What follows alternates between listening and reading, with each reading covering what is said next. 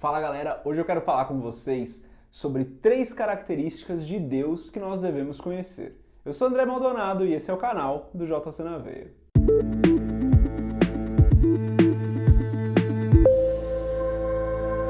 Galera, já faz um tempo que eu não trago aqui nenhuma mensagem que não seja de um texto, de um estudo bíblico, né? Tenho feito vários estudos, aí fizemos de Gálatas, de Atos, fizemos de vários livros da Bíblia já, vou continuar fazendo isso, mas quero trazer de vez em quando também uma reflexão bíblica, independente daquele livro ali que nós estamos estudando no momento.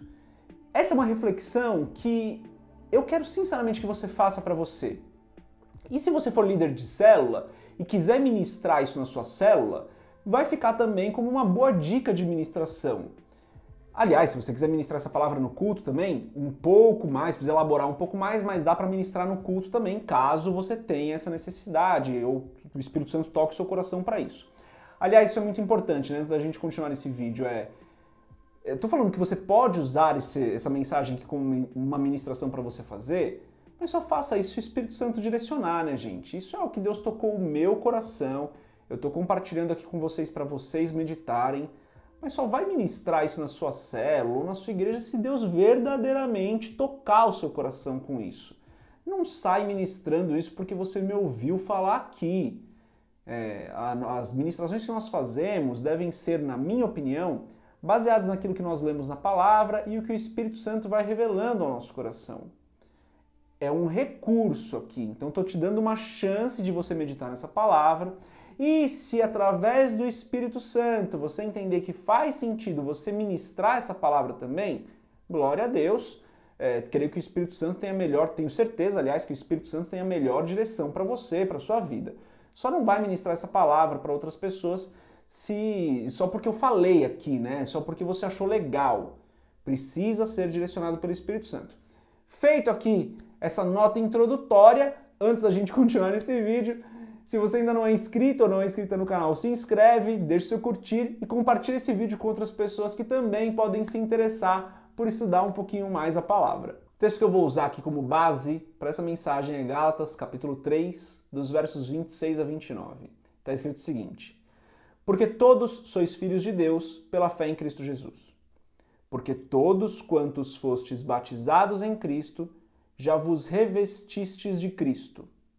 Nisso não há judeu nem grego, não há servo nem livre, não há macho nem fêmea, porque todos vós sois um em Cristo Jesus. E se sois de Cristo, então sois descendência de Abraão e herdeiros conforme a promessa. Então o que nós estamos lendo aqui que Paulo diz é que nós somos filhos de Deus pela fé em Cristo Jesus. Então a gente vai olhar para 3 características de Deus como Pai. Deus é nosso Pai. Quais são as características, ou 3 das características, desse Deus que é nosso Pai? Então, com outros textos de apoio aqui da palavra, vou usar para fundamentar essas 3 características. É claro que Deus não se resume a essas 3 características. Estou só trazendo 3 aqui de várias que nós poderíamos falar, que Deus vai tocar o seu coração através da palavra. Vou trazer só 3 aqui. A primeira coisa, a primeira característica, né, é que Deus nos corrige. Assim como um pai corrige o seu filho, Deus, que é nosso pai, corrige os seus filhos. Eu talvez nem precisasse usar um texto da palavra para fundamentar isso, porque ao longo da Bíblia a gente vai ver isso acontecendo várias vezes. A gente vê inclusive isso no natural. Eu sou pai. Como pai, eu corrijo os meus filhos quando eles precisam ser corrigidos. Às vezes estão fazendo algo que é errado, eu mostro para eles que é errado e ensino qual é o caminho correto. Mas para não falar de mim, vou trazer o exemplo do Senhor e vou fundamentar essa questão de que Deus como Pai nos corrige em Hebreus capítulo 12, dos versos 5 a 8. Está escrito o seguinte: E já vos esquecestes da exortação que argumenta convosco como filhos. Filho meu, não desprezes a correção do Senhor, e não desmaies quando por ele fores repreendido. Porque o Senhor corrige o que ama, e açoita a qualquer que recebe por filho. Se suportais a correção, Deus vos trata como filhos. Porque que filho há quem o pai não corrija? Mas se estais sem disciplina, da qual todos são feitos participantes, sois então bastardos e não filhos. É bem claro o texto de Hebreus, né? Como pai, Deus nos corrige quando nós estivermos andando num caminho errado, quando nós estivermos fazendo algo que é errado. E a primeira reflexão que a gente precisa fazer aqui é: perfeito, entendo que Deus nos corrige. Como eu tenho recebido a correção do Senhor? Como eu tenho recebido a correção do meu pai quando eu faço algo de errado? Como filhos naturais, muitas vezes nós não recebemos bem a correção dos nossos pais. Isso como filhos naturais. Será que às vezes a gente não leva isso para a nossa vida com Deus? Quando Deus nos corrige, temos aceitado essa correção de coração aberto e dispostos a mudar os nossos comportamentos? Porque isso é aceitar a correção. Aceitar a correção não é falar que aceita, mas sim mudar de rumo quando precisamos mudar. Então essa é a primeira reflexão. Deus é nosso Pai, como Pai Deus nos corrige. Como nós temos recebido essa correção de Deus? Um outro texto que fala sobre o assunto é Provérbios capítulo 3, versículo 12. Está escrito assim: porque o Senhor repreende aquele a quem ama, assim como o Pai ao Filho a quem quer bem. A palavra é muito clara em mais de um ponto. Deus é Pai, Deus nos corrige. E a reflexão é essa: como temos recebido essa correção do Senhor? A segunda característica aqui é que Deus nos conhece. Deus conhece todas as coisas sobre nós. Não tem nada que nós podemos esconder de Deus. E muitas vezes isso acontece também com pais e mães, né? Nós sabemos o que os nossos filhos estão fazendo. Eu sou pai, como eu falei, e muitas vezes eu sei o que eles estão fazendo. Eu sei às vezes até o que eles estão pensando. E consigo confirmar isso quando converso com eles. Se você é pai ou mãe, você já deve ter passado por isso. Se você não é pai ou mãe, provavelmente você pode ter passado por isso com os seus pais, ou provavelmente deve ter passado isso com os seus pais. Os pais conhecem os filhos, as mães conhecem os filhos. Deus nos conhece muito mais. Deus conhece tudo que fazemos, tudo que pensamos, Deus conhece aquilo que nós queremos esconder. Vou usar o seguinte texto, vou ler Salmos capítulo 139, dos versos 14 a 16. Está escrito o seguinte: eu te louvarei, porque de um modo assombroso e tão maravilhoso fui feito. Maravilhosas são as tuas obras, e a minha alma o sabe muito bem. Os meus ossos não te foram encobertos, quando no oculto fui feito, e entretecido nas profundezas da terra. Os teus olhos viram o meu corpo ainda informe, e no teu livro todas estas coisas foram escritas, as quais em continuação foram formadas quando nem ainda uma delas havia. Deus nos conhece perfeitamente desde antes do nosso nascimento. Deus sabe todas as coisas sobre nós. Existem vários outros textos que a gente poderia usar, que eu poderia usar para justificar esse ponto, e eu não estou tentando usar o texto como pretexto. É uma verdade que eu vejo ao longo da palavra. Deus conhece os nossos corações, nós não nos escondemos de Deus. Deus sabe tudo sobre nós. E isso deve nos levar, primeiramente, a um temor ao Senhor, não medo, mas temor, uma profunda honra ao Senhor. E também nos levar a refletir: será que eu tenho tentado esconder algo de Deus? Será que eu tenho vestido uma máscara de religiosidade, enquanto na verdade tem muita coisa para corrigir? A gente não esconde nada de Deus. A gente pode esconder dos nossos pastores, a gente pode esconder dos nossos líderes, a gente pode esconder dos nossos cônjuges, mas não escondemos as coisas de Deus. Deus é o nosso Pai que nos ama e por nos amar nos corrige. Deus é o nosso Pai que nos ama e que nos conhece perfeita e profundamente. Não escondemos nada do Senhor. Então, o ponto de reflexão aqui, primeiro é esse, né? Tenho escondido alguma coisa de Deus? Tenho tentado esconder alguma coisa do Senhor? Ou eu tenho me aberto plenamente para o agir de Deus na minha vida? É inútil que nós tentemos esconder algo de Deus. E isso, se é que tenho feito, deve me levar a um arrependimento profundo. Então, a reflexão é essa, né? Será que é hora de parar, orar e pedir perdão por aquelas coisas que nós temos feito, tentando esconder esses erros, esses pecados de Deus?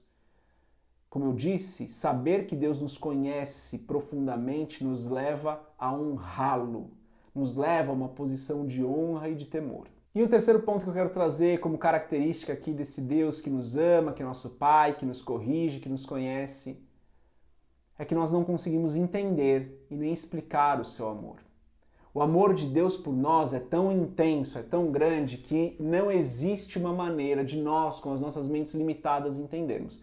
Se você é pai ou mãe, você deve já ter tido uma pequena ideia, uma minúscula fração da ideia do que é esse amor. Quando nós olhamos para os nossos filhos, entendemos um pouquinho desse amor. Na minha opinião, a gente entende muito pouquinho, só a minha opinião, não tenho base nenhuma para falar isso, tá? Mas é que a nossa capacidade de entendimento dessas características de Deus é muito limitada, na minha opinião. Mas nós experimentamos um pouco do que é isso. O amor que nós sentimos pelos nossos filhos é inexplicável. O amor que Deus tem por nós é infinitamente maior. Lá em Romanos capítulo 8, nos versículos 38 e 39, está escrito o seguinte: porque estou certo de que nem a morte, nem a vida, nem os anjos, nem os principados, nem as potestades, nem o presente, nem o porvir, nem a altura, nem a profundidade, nem alguma outra criatura nos poderá separar do amor de Deus que está em Cristo Jesus, nosso Senhor. Nada nos separa do amor de Deus. E o que a gente aprende com isso é que não existe nada que nós façamos para que Deus nos ame mais, não existe nada que nós façamos para que Deus nos ame menos. Não é necessário que façamos nada para que Deus nos ame, porque Ele é Pai e Ele ama. Não são as nossas obras que fazem com que Ele nos ame mais. Ele nos ama porque Ele é Pai. E eu acredito que nós nunca entenderemos isso plenamente, o tamanho do amor de Deus, a ponto dele entregar o seu único filho para morrer por nós, pessoas que foram pecadoras a vida toda. Que várias e várias vezes, mesmo o conhecendo, o rejeitaram. Talvez não com palavras, mas com atitudes. Esse Deus, perfeito, maravilhoso, enviou Jesus para morrer por nós. E ele fez isso por amor. Conecta com o segundo ponto que a gente falou, né? Deus nos conhece perfeitamente mesmo antes de termos nascido. E mesmo assim, mesmo nos conhecendo, Ele enviou o seu Filho para morrer por nós. O tamanho desse amor a gente não consegue explicar. A gente não consegue nem entender o tamanho desse amor. Mas Deus é nosso Pai, como Pai nos corrige, como Pai nos conhece, e como Pai nos ama de uma maneira que nós jamais vamos entender. Falei só de 3 características aqui, de tantas outras que Deus tem, né? De tantas outras que nós poderíamos falar sobre. E o ponto que eu quero que você reflita é: pare e pense sobre Deus como seu Pai. Como um Pai que te ama, como um Pai que te corrige quando é necessário, como um Pai que te perdoa, como um Pai que te conhece, como um Pai que te ama inexplicavelmente. Quais ações e atitudes surgem a partir disso? Qual entendimento se abre a partir disso? Faz essa reflexão, medita um pouco nessa palavra, pede a direção do Espírito Santo para que essa palavra caia no seu coração da maneira que Ele deseja, não da maneira que eu desejo. Mas a minha oração é para que o Espírito Santo fale profundamente com você nessa palavra. Uma mensagem rápida que eu trouxe aqui. E eu gostaria de encerrar a mensagem orando com você. Depois da oração, vou dar algumas dicas sobre como ministrar essa palavra, mas vamos encerrar aqui com uma oração, até porque quem não for ministrar não precisa assistir o restante do vídeo. É convidado a assistir, claramente, mas não precisa assistir se não quiser. Então, se você puder, se você quiser, curve a sua cabeça, ore comigo. Pai, eu te louvo e eu te adoro. Te adoro porque o Senhor é amor. Te louvo porque o Senhor, como um Deus que nos ama, como um Pai que nos ama, tem nos protegido, nos guardado, nos fortalecido, tem nos dado fé. O Senhor nos justificou. O Senhor entregou o seu Filho para morrer por nós numa cruz. E o tamanho desse amor eu não consigo explicar, eu mal consigo entender, Senhor. Eu peço perdão pelos meus pecados, Pai, porque eu sei que os meus pecados te desagradam. E eu, como filho, não desejo desagradar ao meu Pai.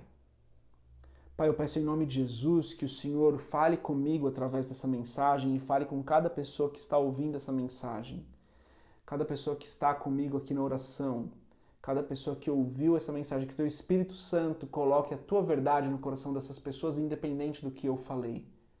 Que o Teu Espírito Santo fale profundamente com cada uma delas, para que essa mensagem caia numa boa terra, que é o coração dessas pessoas, Pai, mas sempre conforme a Tua vontade, e eu me submeto à Tua vontade para que o Teu Espírito Santo fale como o Senhor bem entender no coração delas. Mas o que eu peço é, Senhor, fala com essas pessoas, que o Teu Espírito Santo toque a vida delas, Pai, não por conta do que eu falei, mas porque o Senhor nos ama.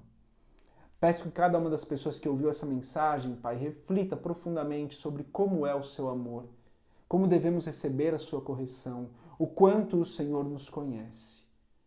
E que dessa maneira, essa mensagem não seja apenas algo que nós aprendemos, mas algo que se transforma em vida, se transforma em atitudes nas nossas vidas.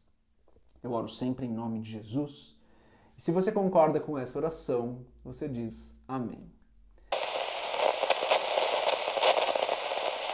Galera, acabei com 2 baterias da câmera preparando esses vídeos para vocês hoje. Então vou acabar aqui do celular só com as dicas para ministrar essa palavra. Se você for ministrar na célula, é uma palavra bem simples de ministrar. Se você for ministrar no culto, precisa trabalhar bem mais essa palavra, né? Porque fiz aqui bem curtinho para caber num vídeo aqui do canal. E mesmo fazendo mais curtinho, acabei com 2 baterias da câmera. Então, se for fazer na célula, eu vou deixar aqui na descrição do vídeo um link para um texto de apoio. Ou vou deixar aqui na própria descrição, não sei ainda. Se você for fazer no culto, então precisa trabalhar um pouco mais essa palavra, colocando outras características, estudando um pouco mais a palavra. Com esse texto de apoio, já fica bem simples de ministrar essa mensagem na sua célula. Então, minhas dicas são: lê o texto de apoio, vê esse vídeo novamente, mas principalmente, como eu falei lá no começo, ora! Vê se é isso que o Espírito Santo quer que você fale realmente. Vê se essa palavra cai no seu coração antes de você ministrar só porque você viu aqui no canal. Não ministra essa palavra, como eu falei lá no começo, só porque eu falei aqui com vocês. Primeiro recebe ela no seu coração, deixa ela produzir fruto na sua vida. E daí depois, então, você entende se vale a pena ministrar essa palavra na sua célula. É sempre importante que você se lembre disso. Uma outra dica que eu tenho é, essa mensagem dá para você fazer ela colocando perguntas no meio, deixando as perguntas só para o final, ou nem fazendo nenhuma pergunta. Vai depender muito de como é a sua célula, vai depender muito de como a sua igreja entende que uma célula deveria ser. Dá para fazer ela bem dinâmica, dá para fazer ela mais como uma ministração para a galera refletir. Aí vai muito de você avaliar a sua célula. Outra coisa é, avalia o nível de experiência bíblica, de conhecimento bíblico da sua célula. Se for uma célula muito experiente na palavra, toma cuidado, né? Porque não é uma ministração extremamente profunda do ponto de vista teológico. É uma ministração que a gente fala sobre verdades do nosso relacionamento com Deus, características do Senhor, que quem já estudou um pouco mais a palavra já conhece. Talvez seja importante relembrar, mas que normalmente já conhece. Então, se é uma célula muito experiente na palavra, avalia com carinho, mas tudo isso que eu estou falando, o Espírito Santo vai te responder. Segue a direção do Espírito todas as vezes que você for ministrar. Então, muito cuidado quando você pega uma ministração aqui na internet e vai fazer na sua célula. Eu não recomendo que você faça isso, a não ser que o Espírito Santo realmente te direcione. Tenho certeza que se você for fazer essa ministração na sua célula, se o Espírito Santo assim te direcionar, vai ser uma célula cheia de graça. E Deus vai te usar poderosamente. É a minha oração aqui por você, que Deus te use poderosamente caso você ministre essa palavra na sua célula, que o Espírito Santo encontre ali corações abertos para que essa mensagem seja recebida. De novo, não vou deixar de falar isso nunca, toma cuidado quando você ouve esse tipo de coisa no YouTube, tá, gente? Avalia na palavra se é isso mesmo, pede direção do Espírito Santo e aí tá tudo certo. Obrigado por ter ficado até o final aqui desse vídeo, se você ficou. Se você está vendo, você ficou, claramente. Desculpa por estar gravando agora do celular, que realmente acabaram as 2 baterias que eu tenho da câmera, então não consegui continuar pela câmera, mas tenho certeza que a mensagem está sendo passada. Deus abençoe a sua vida. Paz.